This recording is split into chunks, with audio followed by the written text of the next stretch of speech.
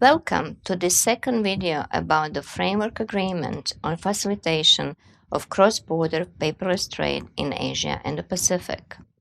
In the first short introductory video on the Framework Agreement, which I hope you have already seen, we highlighted the many benefits that can be expected from the digitalization of trade procedures. We also explained how this UN treaty can help countries address some of the key challenges associated with trade digitalization. In this second video, we further elaborate on the content of the Framework Agreement, as well as on how to join it. I hope you will benefit from watching it, and I invite you to share it with others.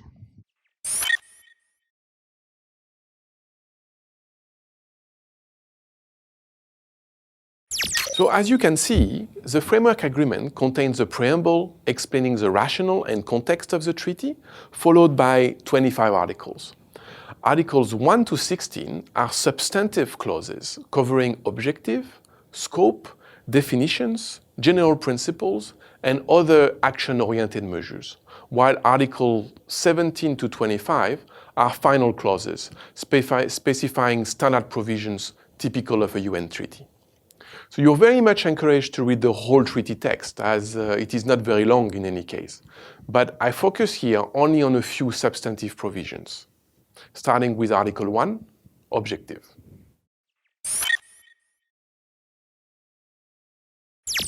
Article 1 sets out the objective and purpose of the Framework Agreement, which is to promote cross-border paperless trade to make international trade transactions more efficient and transparent, but also to improve regulatory compliance.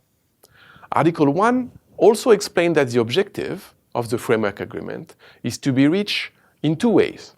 By 1, enabling the exchange and mutual recognition of trade-related electronic data and documents, and 2, by facilitating interoperability among national and sub-regional single-window systems or other paperless trade systems. Article 1 makes it very clear that the treaty is an enabling instrument rather than a prescriptive one. It aims to promote and facilitate development of paperless trade, but it does not bind countries who become party to exchange data and documents with any other parties. Another key provision of the Framework Agreement is Article 5, which sets out general principles that are supposed to guide all the actions to be implemented by the parties under the treaty. The Framework Agreement is one of the very first international treaties specifically dealing with the issue of facilitating electronic cross-border exchanges. The Framework Agreement addresses the matter by making reference to certain general principles. Those principles are technology neutrality, functional equivalence, and non-discrimination against electronic communications, against the use of electronic communications.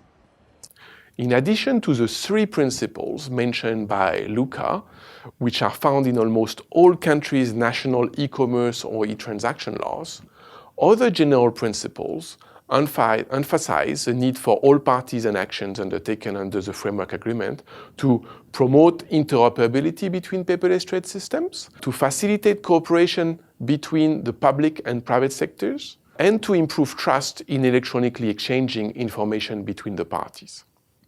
Again, Article 5 emphasizes the need for both trade facilitation and regulatory compliance.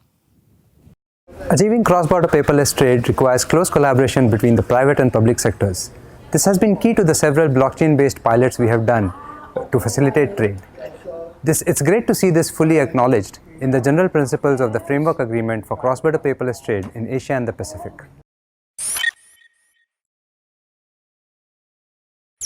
Let me now briefly touch upon Article 8, which is one of the most far-reaching articles in the Framework Agreement. The article specifies that parties should work together to achieve mutual recognition of trade-related data and documents in electronic form among themselves.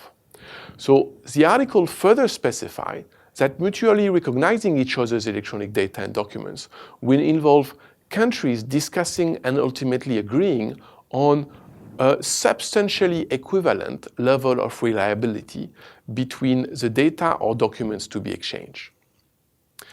The article also acknowledges that implementation of the provision in practice may require additional bilateral technical agreements, such as memoranda of understanding and service level agreements.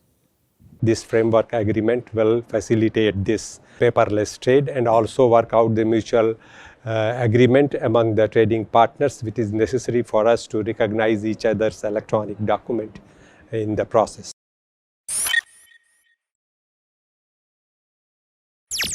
Let me briefly mention Article 11, Institutional Arrangement. This article is important in the sense that it establishes a dedicated institutional structure for the implementation of the framework agreement, including for the development of the mutual recognition mechanism mentioned earlier. Specifically, it establishes a paperless trade council and a standing committee to be composed of representatives of the various countries that become party to the treaty. So these bodies will drive the whole work under the framework agreement, setting priorities for participating states and specifying joint actions to be undertaken.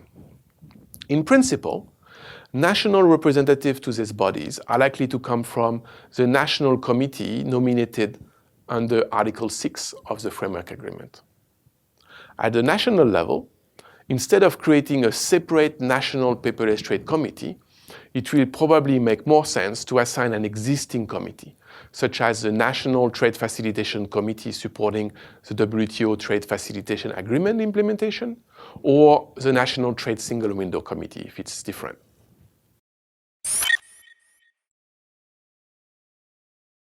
Let me spend a little bit more time on Article 12, which relates to the concrete actions that each country who join the treaty would have to take.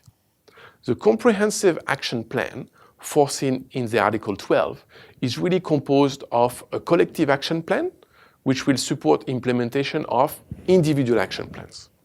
Very importantly, Article 12.2 makes it very clear that the implementation schedule of individual action will be decided by each country based on a self-assessment of its readiness. Both the collective action plan and the individual action plans are also expected to be living documents and will be regularly updated based on how much progress is made in implementation in each country. The collective action plan is a set of regional level actions developed and adopted by the Standing Committee for joint implementation among all the parties. So the initial content of the collective action plan will be decided by the Paperless Trade Council, but its expected content can be found in the draft roadmap of implementation of the framework agreement, already developed by the Interim Intergovernmental Steering Group on Cross-Border Paperless Trade Facilitation. As you can see in the draft roadmap, collective actions include development of legal and technical readiness checklists for cross-border paperless trade. It also includes setting of repositories of pilot projects on cross-border paperless trade with the help of the ESCAP Secretariat, and also development of joint guidelines on mutual recognition of electronic data and documents. Those are just examples. All these collective deliverables will help countries make faster progress and promote more harmonized and consistent approaches across all countries involved in the framework agreement. For the individual action plans, each country will have the flexibility to decide which measure they would like to implement, when they would like to implement it, and whether they would require capacity building when implementing it.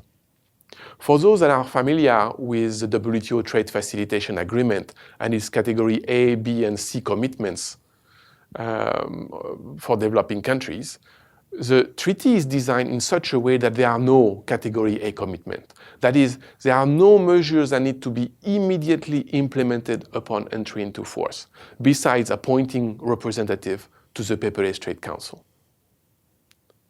In fact, the first step after entry into force will be for the Standing Committee and the Paperless Trade Council to agree on the individual action plan template, as well as preparation of an indicative list of actions corresponding to the level of readiness of each country. So for reference, you may look at the individual action plan template that has been drafted by the interim steering group, which proposes that countries list actions they wish to take, if any, under each of the substantive articles, indicating proposed timeline and need for technical assistance and capacity building for each action and activities. To conclude this brief introduction to the provisions of the Framework Agreement, let me highlight two more provisions. Article 13, pilot projects and sharing of lessons learned, and Article 14, capacity building. In relation to Article 13, parties shall endeavor to launch pilot projects on cross-border paperless trade, making use of the technical and legal reference documents and guidelines developed under the Framework Agreement. Many countries in the region already have pilot projects ongoing at the bilateral or sub-regional level. And Article 13 also aims at facilitating the ongoing and systematic exchange of information and lessons learned about these projects to avoid unnecessary duplication and promote interoperability. Complementing Article 13, recognizing that achieving cross-border paperless trade requires a gradual approach and a lot of learning, Article 14 is fully dedicated to capacity building.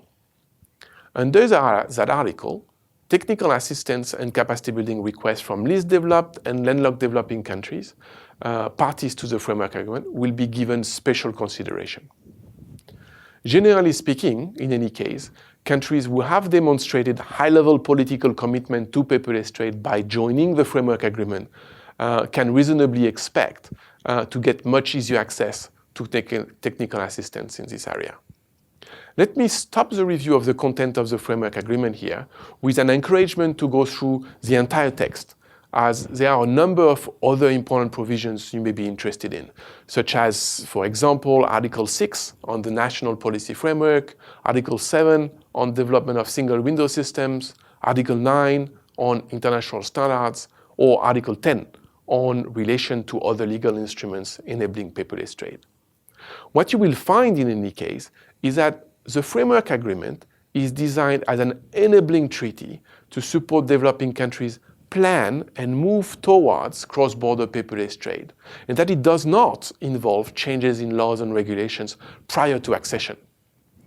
The Framework Agreement is a framework, meaning it promotes general principles but does not contain detailed legal and technical specifications that parties are obliged to adhere to. Following entry into force, parties will together decide what priorities or tools they will work on to achieve the objective set out in the Framework Agreement.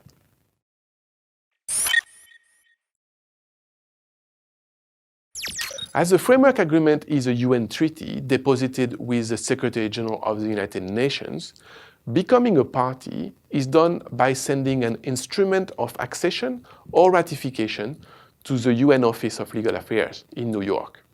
This is typically a short letter signed by the head of state, the head of government, or the Minister for Foreign Affairs. Each country has its own domestic approval process in place before such a letter is issued, typically involving stakeholder consultations, submission of a position paper to the cabinet, and approval by the cabinet. Given the enabling nature of the treaty text, parliamentary approval may not be required, but this really depends on each country. Well, I hope this video provided you with a solid introduction to the Framework Agreement. If you would like to know more about the Framework Agreement, please visit our website or contact us at the ESCAP Secretariat. Thank you very much.